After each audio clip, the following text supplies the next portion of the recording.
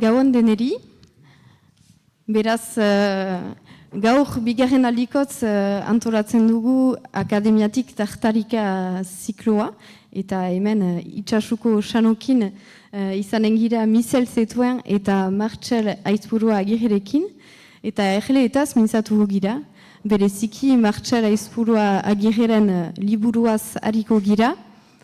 Baina lehenago, nahi ginuen hemengo elkarte bat gomitatu. Beraz, erle beltza elkartea gomitatu dugu, erle zaintzan ari den elkarte bat, erle beltzarekin bereziki, itxasun, beraz. Eta elkarte hori aurkezteko, Michel Zentuenek erranen dauzkigu bizpairu hitz elkarte hortaz eta egiten duten lanaz bereziki. Beraz, Michel Zetuen erle beltza elkarteko kidea da eta erle zaina da ere nunbait. Gauan deneri, entzatuko niz laburki esplikatzea ze lan egiten dugun erle beltzan. Talde hori montatu ginen 2012an. Entzatzen ginen, bi helburu bagintuen, lehenik erle zainak jain dugu profesionalak ez zirenak bederen biltzia, eta bigarrena zen, egia erran lehen helburua, erle beltza berriz erle horrekin lanean hartzea, zenta hemen badira Europa guzitik sartzen diren erleak, eta erle hori desagertzen ari zen. Ordion eginin berriz lekuko erlearekin lan egin, baina hortako egia erran erle hori sobera basatzen, erle basatzen eta behar ginuen lan bat selekzio lan bat egin. Hasi gira, fite oartu gira biziki nekezela hori egitea. Eta ordean ahemanetan, berze gizan sartu ginen ahemanetan Gipuzkoako erlezainekin, gero Nafarroko erlezainekin, eta elgarrekin deliberatu ginuen 2014an edo 2015an enaiz horretzen, talde bat montatzea, erbel deitu duena, 7 provintzietan lan egiten duena. Eta talde hori esker, sartu ginen Europako programa batean, SmartBee izena zuen programa, hori Europa guziko lekuko erleak zaintzeko montatu zen programa bat zen. Eta hartu gira fite, erle bat nahi bagin nuen salbatu, behar zuela ekonomikoki ona izan. Hortian, buskat, hortan sartu gira. Eta protokolo bat hartu dugu, SmartBee protokoloa, eta selekzionea egiteko. Ordean, parametro batzu neurtzen ditugu, behatzen dugu adibidez malsotasuna, eta ordean nota bat emaiten diogu, eta 0 eta 5 artean, erlearen indaja, erleak nola zaintzen duen barroa den parasito hori. Gero nota horik biltzen ditugu, hor badugu teknikalari bat erbelen ari dela lanian, eta horrek hori denak sasoina bukatuta, oai, urrian biltzen ditu, eta Berleneat igurtzen ditugu, Berleneko ondoan den instituto bat, eta horrek kalkulak egiten ditu, eta indizio bat emaiten du, zenbaki bat erregina bakotsari. Eta hola urtean zehar, 300 bat erregina eta testatzen ditugu, eta hori esker baditugu, erregina ona, kalitate honekoak, maltsoak, saltzen al ditugunak. Eta ordeon, bigarren faseat pastu gira, hemen jender fornitzela alditugu, erle beltzak, lekukoak, kalitate honekoak, urte guziz, 100 bat erle saltzen ditugu, hemen gure taldeko kider. Eta selekzionelan hortan, behar dira jendeak, 30 behoi erle zain izan gira, 7 provinzietan lan hori egiten duguna, eta denen artean 3 bat erregina testatzen ditugu urte guziz. Gero denbora berian, entxeatzen gira formakuntzak ezartzea planteatzea, hor dion lehenbiziko mailan erakusten dugu erlegintzan hasten diren jendeak nola hasi, eta urte batez lan egiten dugu elgarrekin. Eta gero neguan eta udaberrian zazen ditugu formakuntza batzu zorrotzagoak deia erle zaintzan ari direnen dako. Eta gero erle zaintzen ari diren jendeak bizpairu erle balima dituzte edo bospasei, alare behar da tresneria testia biltzeko eta hori hainiz gostatzen da. Tresna hori taldeak erosi ditu eta prestatzen ditu berekider, ez dia biltzen alda etxekoa frango merke. Gero elgarren artean, informazioniak, entzatzen gira informazioniak pastia, eta norbaitek ahangurak bat dituelarik, bagira talde bat mintzatzeko, kusteko, nola antolatzen algiren gauza horiek buruz. Hora buskat, lagiki edo laburki guk egiten dugun lana. Jesker Mistel, beraz hori zen erle beltzaren aurkezpena, eta nahi baduzu, joaiten alko zira nahi baduzu, beste bilkura bat baitu. Beraz, orain Martxel Aizpurua Agirrerekin mintzatuko gira, bera biologo, iztegigile eta erle zaina da, ez ba naiz trompatzen. Eta beraz, erleekin solasean liburu hau aurkeztu zuen, eta mintzatuko gira hortaz, UEUrekin, Udako Euskal Unibertsitatearekin aurkeztu zuen liburu hori, eta aintzindaria izan zen biologia euskaraz lan zen. Beraz, galdera batzuk ukanen ditut pausatzeko, eta gero zuen txanda izanen da, galdera batzuk balin badituzue berari pausatzeko. Beraz, lehen da bizi, hainbat liburu argitaratuak izan dira erleen inguruan. Nola pentsatu duzu liburu hau idaztea? Gainera liburu berezia da, irakurri duten entzat. Dena elkarrizketaz osatua baita, liburua. Arratsaldean. Nik orain dela 30 urte edo, profesionalki erle zaintzan hasi nintzelarik, hasierako urtetan banuen oraindik denbora pixka bat, eta hasi nintzen argia astekarian, euskarazko astekarian, idatzi nituen 3 artikulu erleekin solasean, ezta. Eta gero profesionalki hasi nintzenez, gero ja ez nuen denborarik izan, eta erletaz bakarrik bizi izan naiz hainbeste urtetan, 30 urtean. Eta erretretan sartu nintzenez, esan nuen zergatik ez segi 30 urte aurretik hasi nuen lana. Eta orduko 3 artikulu haiek orain bihurtu dira 12.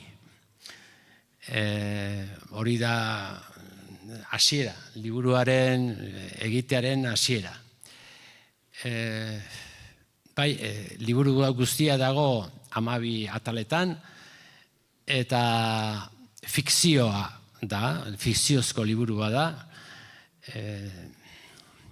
Esaten da, kazetari batek, pentsatzen dut, ni neu izango nintzela, agian, erretretan sartzeko agintzen diote erleei buruz inbar dituela elkarrizketa batzuk, eta orduan, kazetari hori joaten da kofoniera, erleak elkarrizketatzea. Eta hola, elkarrizketatzen ditu, erregina, pasatzen du bisita gidatuat ere, gero baita ere medikua, kofonian den medikua, kontabilitatea eramaten duena, segurtasunaz arduratzen dena, denak elkarrizketatzen ditu, eta kazetariak deus ez daki, Erlei buruz, eta doa pixkana jazten bere burua, han ze pasatzen den ilunpe hartan, badakizue kojoinaren barruan ilunpea dago. Eta hor, juten da, hola gauza jakiten. Txanda bisita juntako batean aurkitzen ditu erlamanduak, erlearrak, badoa zela, eta ez daki nora, eta bizkar gainean joaten da erlamanduekin, hori, abeze pasatzen dan, eta ikusten du nola ernaltzen diren erreginak, eta beste batean joaten da, eta ikusten du erregina ieska duala, estatu kolpe bat delako, kupdeta delako, eta ieska dijoa, eta bizkar gainean, erreginaren bizkar gainean doa, erlea doazen tokira, ezta?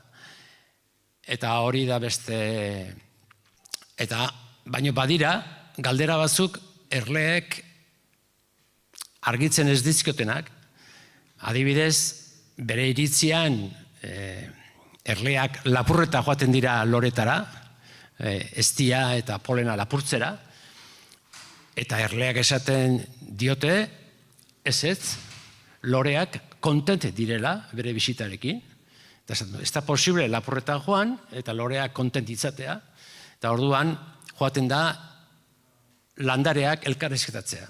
Joaten da larrarena, eta, elkarrizketa egiten dio, nolatan konpontzen den erleekin.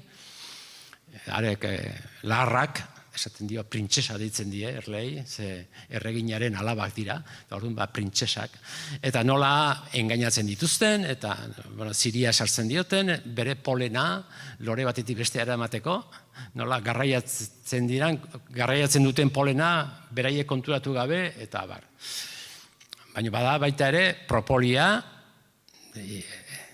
kofoinean ikusi du, sartzen dela baita ere, eta nondik datorren, eta orduan larrak bialtzen du, beste zuhaitz batera, makalarena bialtzen du, eta arekin badu beste elkarrizketa bat. Eta azkenik, erlazainakin ere badu elkarrizketa bat, Mikela, emakumezkoa jarri dut izena, ez da oso oizkoa, erlazainen artean emakumezkoa, baina badaude emakumezkoak ere, eta, Mikelakin ere egiten ditu elkarrizketak, eta galdetzen dio nolan konpontzen dan polena erlei lapurtzeko, zer egiten duen propolia kentzeko, ze tramankulu edo ze sistema erabiltzen duen, baita ere erregina jelea, jele royal, edo hori lapurtzeko, eta, enteratzen da erreginaren larbak hili egiten dituela hortarako, eta hori zaio gustatzen, eta hor dago elkarrizketa bat, ezta? Eta hori da, nolabait ere, fikzio moduan, erleak kontatutako gauza guztiak egiak dira, baina geratzen da, halako irakurlea, gera daiteke egia ote da hori. Eta orduan, liburuaren 3. partean, dator 100 konzeptu dautoz, glosarioa deitu diot, egia direnak, zientifikoki egia direnak, irakurleak jakin nahi badu erlea kontatutakoa egia den, joan daiteke bigarren hortara eta irakurri eta biak lotu ez. Adibide bat jarriko nuke igual.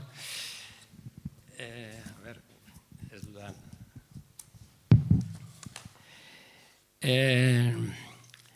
Galdetzen dio kazetariak erleari, beren gizartea ez, baina izate hori, monarkia ala sozialismoa den, galdetzen dio. Eta erleak erantzuten du, berez monarkia da. Monarkia laborista. Eta gaina feminista eta demokrata. Edozein arrautzatik, jaiotako erle lar batik, sort daiteke erregina.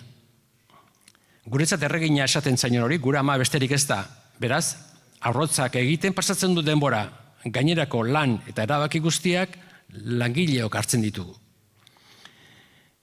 erregina bizi den bitartean, amaren bagalean bezala bizi gara danok, erreginari jaten ematen duten erleen bidez, edabe bat, pozion esaten da. Pasatzen digu erreginak, erlauntzako erla guztioi, zeinak erlauntzako guztiok sentierazten gaituen senide. Aipatzen du, erreginak ematen dula pozoi bat, edabe bat, esaten du, erabakiak beraiek hartzen dituztela, erregina ez dela ezertaz jabetzen, eta hori buruz, hori arraroa da irakurlearentzat, joan daiteke atzekaldera, eta hor aurkituko du, hormonak aurkituko du, eta jartzen du. Erreginak bestalde, hainbat ferormona jariatzen ditu, zeinen bidez langileen bereganako harta bermatzen duen.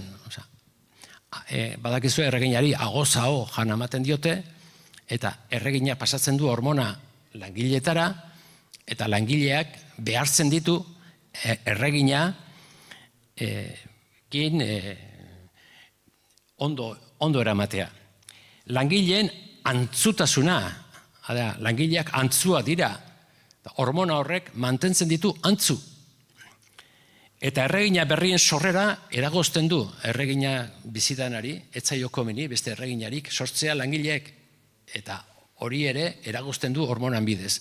Beraz, ikusten duzu, hasieran esan du erleak edabe bat ematen dietela erreginak, eta gero, bigarren zation eta etorri ezkero, jabetuko da, hormona horrek zer egiten duen, ez? Pixka bat, bitara moldatuko, adibidekio jarritezke, baina pixka bat, bi zatiak lotzeko daude prestatuak. Orduan, hori eta gero, nahi ginuen jakin pixkat zer zen beraz liburuaren bai ardatza, baita ere helburua. Bueno, helburua da erleen bizitza esplikatzea. Baina lehen ere banuen beste liburu bat, erleen bizitza ezkutua liburu bat, eta hauria zan betiko liburu klasikoa, ez da. Erleen zentzumena hola da, ikusten dute hola, dantza egiten dute hola, baina oraingoan irakurlea erleen bizitzaz jabetuko da liburu osoa irakurri ondoren, zeak kontabilitatea esplikatzen dion erleak gauza batzuk bakarrik esplikatzen ditu. Medikuak beste gauza batzuk esaten dizkio. Eta horrela, segurtasunekoak aipatzen dio pozoina, nola daukan babestua, eta asarratzen da behakin, nolatan segurtasun neurriaen berri jakin nahi duen, kazetariakin asarratzen da. Eta orduan, erreginakin itzindakoan, erregina ez da gehiagi jabetzen, ze pasatzen den errauntzan, eta, orduan, zatika, elkarrizketa horien bidez, konturatuko da erleen bizitza nolakoa den. Baina ez, ikusten dute hola, entzuten dute hola, liburu klasikoak erraten duten bezala. Hori da pixka bat, erleen bizitza esplikatzea, beste modu batea. Fikzio ze batean. Eta beraz, helburu horiek emanta, zuretzat zer edo ze publikoari egokia da zure liburua, zure ustez? Bai, norbaitek planteatu duitez, hori umeentzako da, aurrentzako da liburu hori. Eta oso aurrentzako ez da liburua. Beharko luke erletaz dakien norbaiten laguntza beharko luke aurrak. Berez, ikusi ditunik nork enteratu nahi zena norbaitek irakurri duela, erlazainen artean, edo erlazainen inguruko jendeak gusto hartzen du, ze gaia ezagutzen du, eta fikzio hortan disfrutatzen du, gozatzen du, giro hortan. Eta baita ere, edo zeinek irakurri dezake, nik pentsatzen dut eskoletan erabiligarria dela. Alegia, irakaslea eta ikasleen arteko edo bi ikasleen arteko elkarrizketa modua planteatu daiteke irakaslearen laguntzarekin. Baina nik uste dut eskoletan jendeak gutxi solasten dela, bat bestearekin, eta honek egin dezake papera hori, ez da, antzerkia ez dut esango, baina bai, antzeko zerbait. Batek galdetzen du, bestek erantzuten du, eta gero ea ze ondorio ateratzen dituzten ikasleak. Irakurketa zati baten irakurketa ondoren, zer emaitza, ze konklusio ateratzen dituen. Pentsatzen dute, publiko orokorrentza dela, baina eskatzen duela pixkat erletaz zerbait jakitea. Gutxi bada ere, zerbait jakitea. Eta gero, bada gauza bat biziki interesgarria zure liburuan, horrez gain, da glosarioarena, pixkat aipatu dugu, baina zure ustez, ze papel du glosario honek zure liburuan, eta zergatik jarri duzu? Bueno, nik egia esan jarri nuen UEUk eskatu zialako. Alea. Bai egia esan UEUri aurkeztu nion aurreneko zatia besterik ez. Eta orduan esan zieten, honek falta du zerbait. Eta orduan, glosario hortan daude 100 hitz, daude definituak. Adibide, irikita, erlea o lorearen estaminak zer diren, guruina zer den, edo erleen hizkuntza, edo bon frisch nortzen, edo ez dakit langile erruleak zer diren, edo lineoz nortzen, edo, pixka bat enziklopedia modukoa da, ezta? Pixka bat aurrekokin lotura badu, baina hitz konzeptuak esplikatzeko pixka bat. Osagarri bezala. Ez dakit, gero nik uste dut lortu dela biak lotzea. Aurreneko eta besteakin saiatu nintzen biak lotzen. Eta horregatik izan zen, saio hori, bigarren parte hori izan zen liburu egin da gero beraiek eskatua. Beraz, hiztegiarekin ari girenez, zuk nola landu duzu glosarioa? Zu aurre egin duzu eta esplikatu dituzu hitzak, edo nola aurkeztua da zure liburuan glosarioa? Hiztegi bat da edo beste gisan egina da? Da, hiztegi definitua da. Edut, edo zein konzeptu hartzen badugu hortik, ez dakit, esateko, dastamena. Eta, erleen dastamen organoa mila da, pentsatzekoa denez, edo horrek uste du erleek gauza gozokiko sentimen aparta dutela, baina ez da hala, gizokiontzat gozoa direnak haientzako ere ez dira beti, hori da, nola zatzen danez. Esan nuke, liburu klasikoan etorriko litzakeen bezala entzumena zer nolakoa duten, ez? Edo atezaintza, ez? Atezaintza, nolabait esateko, segurtasuna kofoinean, nola zaintzen danez, erle langile gazteen azken egitekoa izaten da, erlauntzez kanpoko lanetan. Eta, hori, pixka bat esplikatzen da gehiago, baina, hor dator. Geo datoz, badaude, 80 gehiago argazki eta marazkiak, bai glosarioan eta baita ere testuan, eta orduan, horrekin izatzen da.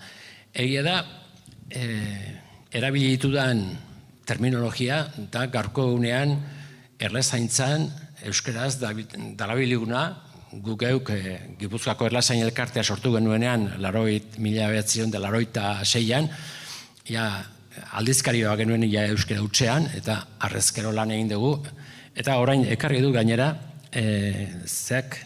Euskal Gobernuak atera du erlezaintza hiztegia, eta, hiztegi horren harira dago. Esango genuke, mitza saiatuta dago, hiztegi horren beha erabiltzea. Baina, azkenean da, azkeneko 30 urtean, batez ere hegoaldean erabildugun terminologia. Pixka bat desberdina bada, lehen 1800 da gehiago, iparraldean, ziren badira euskeraz idatzi dutenak, eta haiek askotan erreginari deitzen zioten Andere, eta Josimel Barrandianak ere jaso du hemen iparraldean, erlakumea berriro kofoinan sartzeko Andere hierra esaten zitzaiola, eta orduan horrelako zeak badaude, jasota gauza asko dago, baina azkeneko 30 urteetan jungera pixka bat Andere ez diogu esaten dugu erregina. Orduan bai langileak liburuan parra egiten dute, holako erreginarik ez dugu Espainian, harek 2 alaba bakarra dauzka, eta gure erregina berriz 1500 arrautza egiten du egunean, eta horrelako erreginakin ere jolasak badaude, liburuan jokatzen da, monarkiarekin, eta pixka parra egiten da, askotan nahi izaten dugu insekto sozialak, termitak eta inurriak eta erleak gizartearekin lotu, hori gobernatzaileak nahi izaten dute, haie bezin zintzo izan gaitezen, beti gauza beak eginez, eta horrekin ere pixka bat umore pixkatekin tratatzen da bat eta besteaz. Ongi, eta aipatu baituko pixkat lehenago, baduzu beste proiekturik, uste dut anitz dituzula, baina hori liburu hori eta gero proiekturik baduzunez. Bai, behar bada, aipatuko nuke, bigarren kapituloan dago euskeraz, erletaz argitaratu den guztia. Bibliografia guztia dago, nik ezagutzen dudan guztia. Bai, lehendabiziko liburua da 1827koa, erle gobernatzaileen liburua, hori Iruñan argitaratu zen, eta hortik hasi, Dibuazenek ere 1858an laborantza liburua badu, eta han ere atal bat badu erlei eskenia, hortik hasi eta gaurko egun arte argitaratu dien liburuak edo liburuaren barnean atal bat balin badu, hori dana dago jasota. Orduan, hortan ere, proiektua aipatu didazu, hortan ere ari nahi zuain liburu gile bakoitzaren zatiak argitaratzeko asmoz.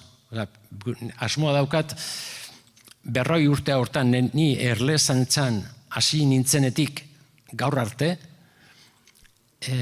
bizitu dudan aldaketa jasotze. Guk nik umetatik jaso dutan erlei buruzko gure gurasoen tratua, zan erlea zela zerbait, nola esaten zuen gure amak, pixka bat erlijiosoa nuke esango, baina pixka bat ukitu ezina, ezta?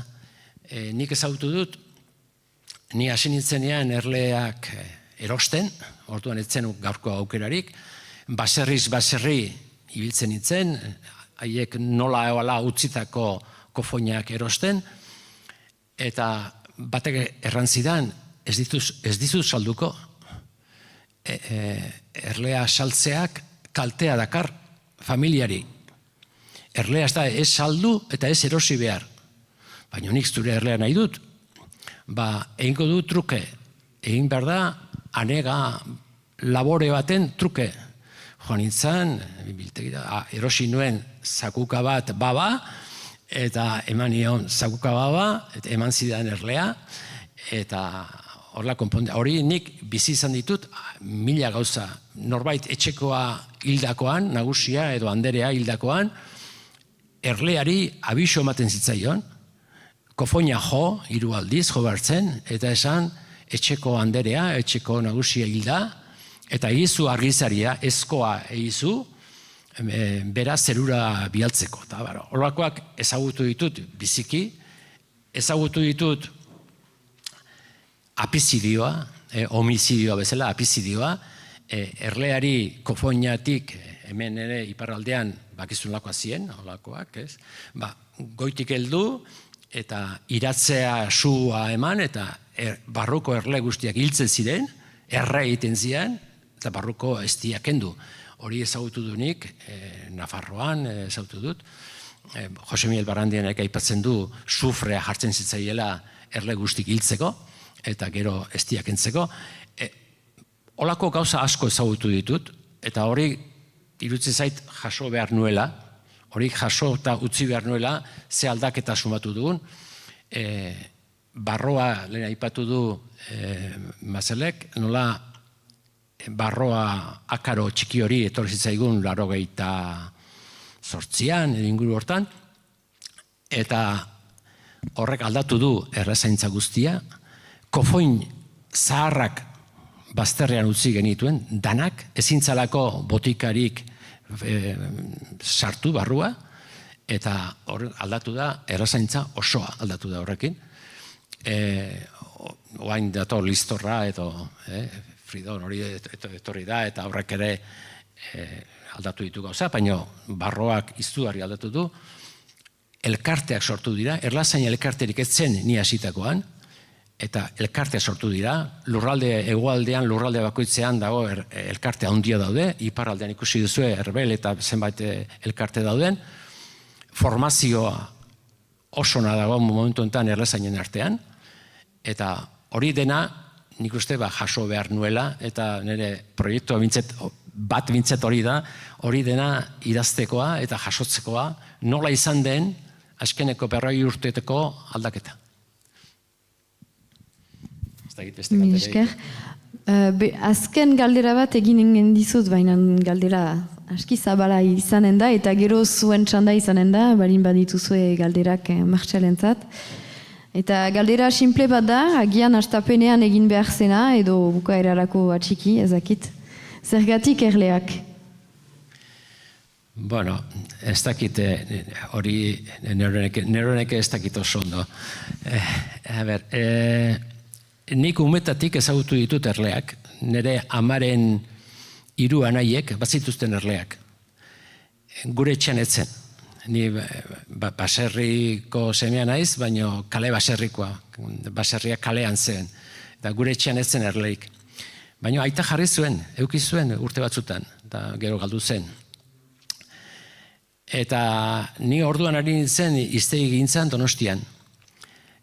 Biologiako eta aipatu du, egin genituen lehendik ere biologiako hiztegi teknikoak egin genituen, estudiante ginen garaian, eta hortan ari nintzen, eta Xavier Quintana, ez dakit ezagutzen duzuen, da euskaltzaina eta idazlea, eta hiztegi gila da, deitu zidan behin, Bizkaitarra da, erleak badaitut, baina kendu beharra dauzkat.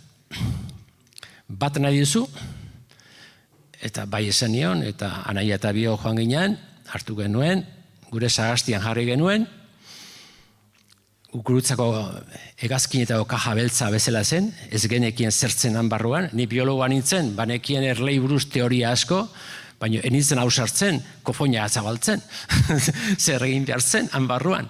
Enekin ezer, deus ez nekien, eta, bueno, erlamaixu bat bazenean herrian, liburu bat frantsesez eskinen zidan, eta berarekin ibili nintzen gauza ikasten, eta anaia eta bion artean jarri genituen 7 bat erle. Bueno, 7 bat erle esaten dugunean gure gremian dira, 7 kofoin erlez beteak. Singularrean familia bakoitza, naiz eta kofoin baten bakoitzean udaran 40.000, 60.000 buru dauden, horri familia bat da guretzat eta bakarra, bezala esaten dugu, ez? Erlazainen artean, zenbat erle dituzu? 100. Esan nahi du, 100, baina beteak. Etxean kofoinak gutxa balin daude, ez dugu, kofoina dira, baina erlea dira. Orduan, 7 edo iritsi gintzen, eta jarraitzen nuen hiztegi gintzen. Eta halako batean, eskiniziaten munduari buelta ematea joteko, belauntzi batean, Elkanoren bidaia egitea, eta, bueno, bai ez esan nuen, eta baino enpresa batek pagatzen zuen hori, bidaia hori, eta dana utzi nuen, lantokia, etxea, kotxea, autoa, dena utzi nituen, eta 15 falta ziren belauntzian munduri buelta mateko, eta enpresa horrek atzea egin zuen, eta gehatu nintzen lehorrean. Gehatu nintzen, ez etxe, ez lan, ezer. Eta orduan, Bermeoko atun ontzi batean joan nintzen Afrikara, pasan nituen 4 hilabete itxasoan, eta itxaso nebilela zanuen, gehiago itxasorik ez du nahi.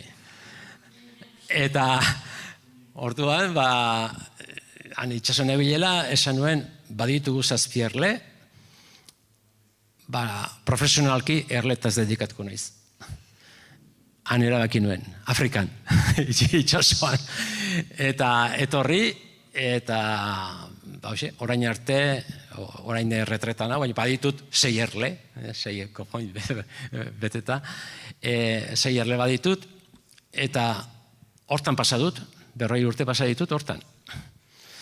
Horko putazio bat, eta hori zan, eta geho, tokatu zait, Gipuzkoako Erlezainen elkartea sortzen ni izan nintzen, tartean, beste elkarte batzuk ere sortu ditugu, eskolabeleko kalitatekoa sortzeko anitzen, aldizkari badate behartzen, aldizkariko arduradunen jarri ninduten, eta hor sartu kurpilo hortan, eta pasa dut, 40 urte.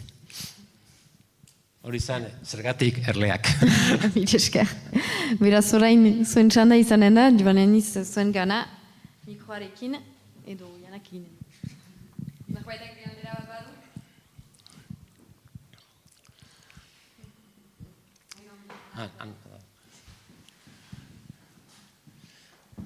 Ahalgez ere berantetorri nahi, zordean bago da, jadanik aipatu duzu. Barkamenak jadanik aipatu bali baduzu. Zure osabak aipatu dituzu edo amaren anaiak, erle zaintzan ari zirenak eta kofoinak bazituztenak hori da? Bai, nire amaren 3 anaiak ziren.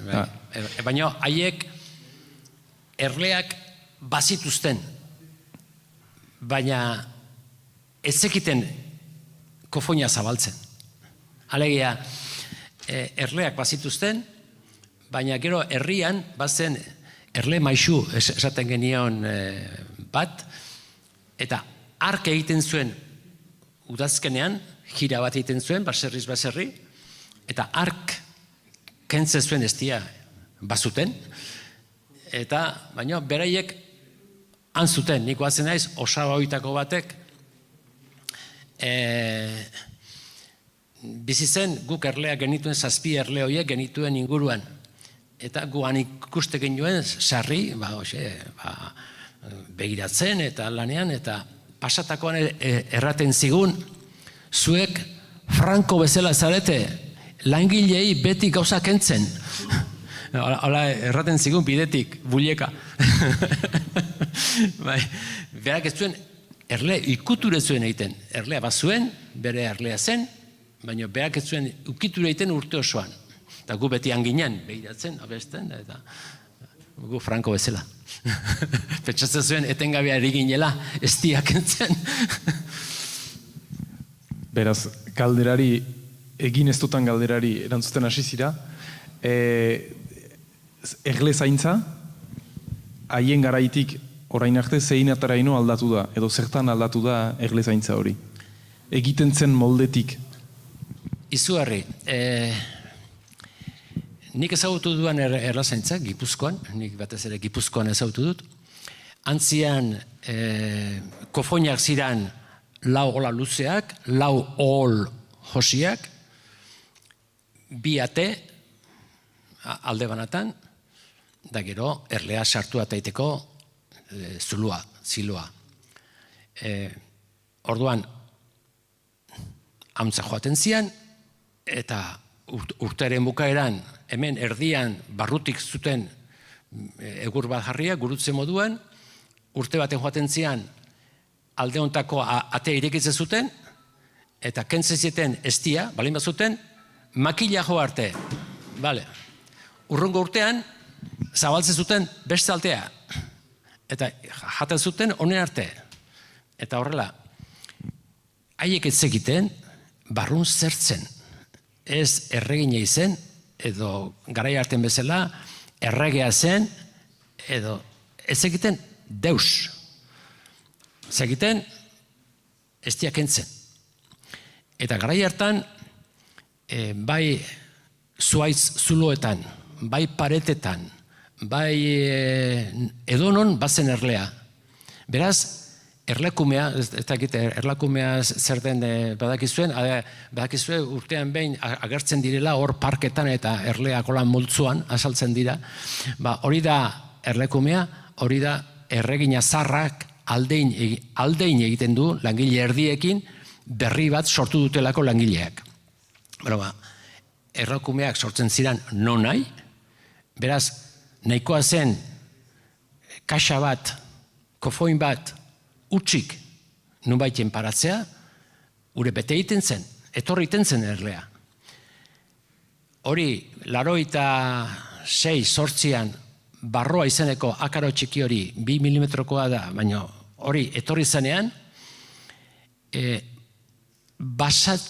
erle basati guztiak danak galdua dira. Momentu enten basoetan eta libre ez dago erlerik. Bakarrik daude guk dauzkagun erleak. Eta urtean tratamentu kimiko bat ematen diegu, barroa izeneko hori hiltzeko, eta ez dago besterik. Beraz, horrek aldatu du izugarri, zuk erleak nahi badituzu mantendu, zure erleak botika jasoko du, ez du beti ondo funtzionatzen, baina eman behar diozu tratamentu bat urtero, eta ikasi behar duzu, ez duzu egon behar erleat etorri zai, zeuk ikasi behar duzu erle batekin 2 iten, edo 4 6, edo hori formazio bat eskatzen du.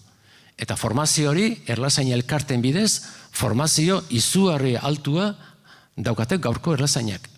Hortan aldatu da izugarri.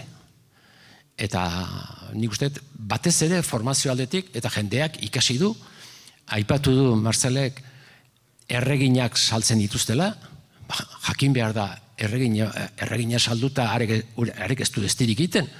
Ura da, kofoin batean sartzeko. Ikasi behar da, sartzen, ezin duzu sartu, horra hartuta sartu, zure begien aurrean hilko dute, ikasi behar duzu, hori sartzen ikasi behar duzu, pizkarrean pintatzen jakiteko zenbat urte dituen, erregina bizi da 5 urte, baina 3. urtetik aurrea menopausian sartzen da, ura ere. Orduan, jakin behar duzu erregina zenbat urte dituen, zu dauzkazun erreginak. Eta hor, eskatzen du formazio eta hortan asko aldatu da. Bada beste galerarik? Liburu bertan aipatzen bai, erlek desagertzeko arriskua edo lako zerbait. Nola ikustezu etorkizuna, zuk erlena, erre zaintzana? Bai, hor kontabilitatea eramaten duen arduradunak kontatzen ditu zenbat erle eta zenbat galtzen dian, eta lehen baino gehiago galtzen diela, eta ez dakitela zergatidan, eta irtetzen direla lanera, eta gero ez direla itzultzen da, holako gauzak kontatzen dizkio kazetariari, eta gero kazetariak Mikela erlazainarekin hitz egiten du. Gertatzen da, batetik baditu gaixotasunak, erleak badituzte gaixotasun bakterianoak, birikoak, virusekin oso sensibilizatu gaude, baina badituzte birikoak, badituzte akar hori badute, orain listor handi hori asiatik etorri da horrek ere kalte handi egiten digu, badituzte gaixotasun batzuk. Baina, horiek ez daude oso kontrolatuak, baina ezagunak ditugu. Gertatzen dena da, gure inguruko laborantza aldatzen ari dela, o aldatu dela izugarri. Eta plagizidak, eta herbizidak, eta horiek ugaldu dire izugarri. Eta gaina sistemikoak. Esan nahi dut, landare bat, landatzen dugun landare batek, haziak, berak darama sarritan plagizida hori, eta sustraietik jasotzen du landareak, eta bere barruko izerdi guztian dabil produktu hori. Beraz, nektarrean ere, lorean ere, nektarrean ere, badago sustantzia hori. Nikotinak izikusi dut ere, formazio aldetik, hoiek ere surgatzen dituzte. Orduan, batzuk txarra direnak, Europak debekatu ditu 3, lehen urtean, baina batzutan nektarrakin hartzen dutenean hiltzen da. Beraz, ez da kofoinera itzultzen. Eta beste batzutan ez da hiltzen, baina burua nahastutzen dio, eta ez du asmatzen bere kofoinera joatea, eta galtzen da. Orduan, askotan, gertatzen zaigu, kofoina ustu iten da. Irtetzen dira lanea, eta ez dira itzultzen. Orduan, baita ere, erleen kofoinen barruko dinamika da, janaririk sartzen ez bada, erreginak errutiari, arrautzaiteari uzten dio. Arek arrautzaiten du, janaria sartzen bada. Orduan, etortzen ez direnez, erreginak ez du arrautzek egiten, jende gutxiago jaiotzen da, erle gutxiago jaiotzen da, eta erle galtzen da. Guk esango singularrean erlea galtzen da. Kofoineko erladia galtzen da. Hori da, gertatzen ari dena, erlearen galeran. Batez ere, laborantzako sistemak asko aldatu direlako. Hori nabaritzen dugu, baina, kontabilidadea zaila da, ez dakigu ze proporziotan, baina bai gertatzen zaigula, ustutzen direla. Kofoinak ustutzen dira, erlei gabe gatzen dira. Hori guk batez ere horregatik uste dugu dela. Beste galerarik? Ez dakit ezagutzen duzu, hemen azkainen bada Mikela deitzen den errezain bat. Mikela deitzen den errezain bat existitzen da, bada. Propio jarri nu bere izena, Mikela Unzain, bai. Ongi. Hola? Barkatu, bai. Mikela Unzain ezagutzen dut, bai, eta badu harremana Gipuzkoakin ere, bai. Ez, badu galdera bat. Gipuzkoan ze estimota egiten da. Ziren ikusten dira pinuak bat baino gehiago. Ez dakit oso desberdina da, hemengo panoramarekin, hemengo landarediarekin, alde hortatik bederen, eta zer egiten da, ze estimota? Berezi beharko genuke,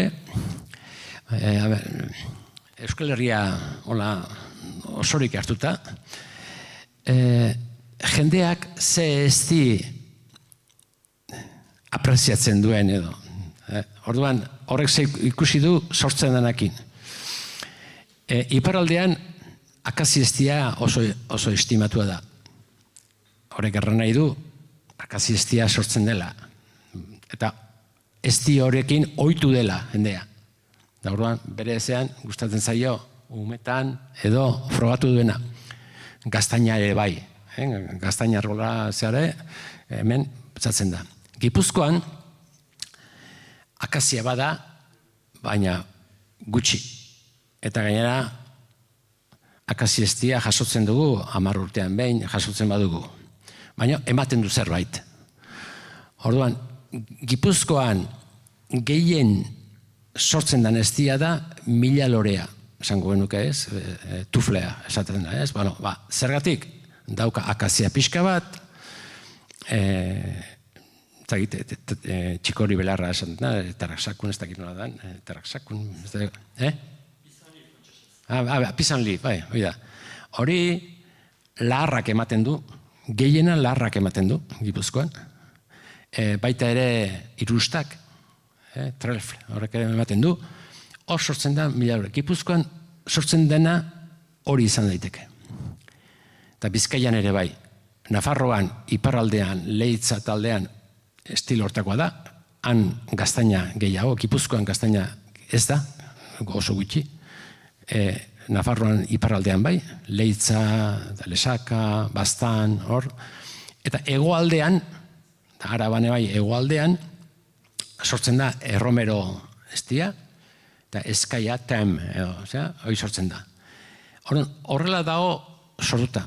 Baina, eta hori ere iparraldean ere gertatzen da, erlezain profesionalak esan nahi dut, 150 erletik gora dauzkatenak, kofoinak. Esan nahi dut, baina ulertzea dazu ez, 150 erle dira kofoin erledunak, familiak.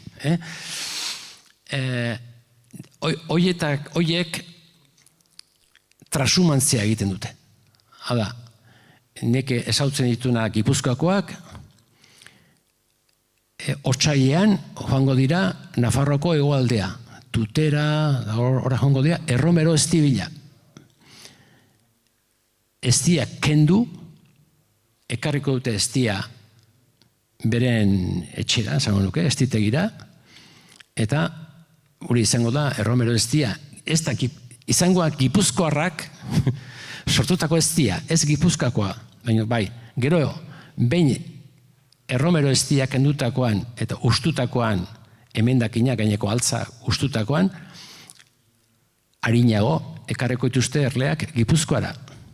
Gipuzkoan estia dago maiatzen da ekainan bakarrik, guretzako modukoan. Ez dago. Orduan, uztailean, San Ferminetarako, hartuko dituzte erleak, eta daukaten estia kendu, eta eramango dituzte, edo ekiloretara, girasol, edo ez dakit nola esaten, Turnazola, bai, Turnazola eta eramango dituzte, edo Nafarroa, edo Burgosea. Eta beste batzuk eramango dituzte Araban, artea esautzen duzu, bai, artea ostotatik ematen du miela, ematen du lorekoa ezten izerdi bat, ematen du izerdik osoa, eta horrela sortzen dira Gipuzkoan hainbat ezti Gipuzkoakoak ez direnak, baina bai Gipuzkoarrak han eta Gipuzkoarren erleak han eta hemen sortutakoak, eta hori gertatzen da baita ere Bizkaian, kotokatzen da, eta hemen ere iparraldean Landetara joaten dira, Pirineotara joaten dira, goiko menditara, Ilarra edo Txillar Erika eta hori lortzeko.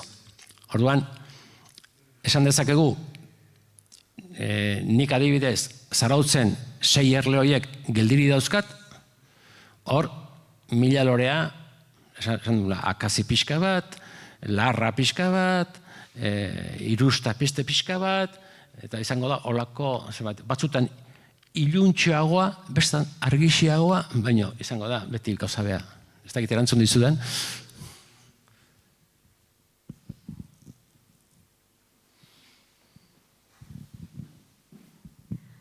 Horrekin uziko dugu eta gero ukanen dugu tartea ere galderak egiteko marxeri modu informalean. Mila esker hainitz zure liburuarentzat eta igarri duzun jakintza guztiarentzat. Eta bereziki nahi ginuen ere eskertu Erle Beltza elkartea eta Itsasuko egia gera horrentzat eta abar. Eta hoitarazi ere bai Eusko Ikaskuntza eta UEU kantolatzen dituzten hitzaldietan, heldu den astean izanen dela Miren Artetxeren hitzaldia senperen, Lajaldeak eran, ostilararekin, normalki ostegunetan egiten ditugu, baina ostirala izanen da, 6 erditan, eta hor bertso gintzaz, feminismoaz eta euskaraz ere mintzatuko gira berarekin, beraz, berriz ere mire esker hainitz Marcel Aizburua gire. Ea, liburua gustatzen zaizuen. Ekarri ditugu ale batzuk nahi baduzue begiratu edo hori. Eta mire esker zuei, etorririk eta ondoko ali arteak gian.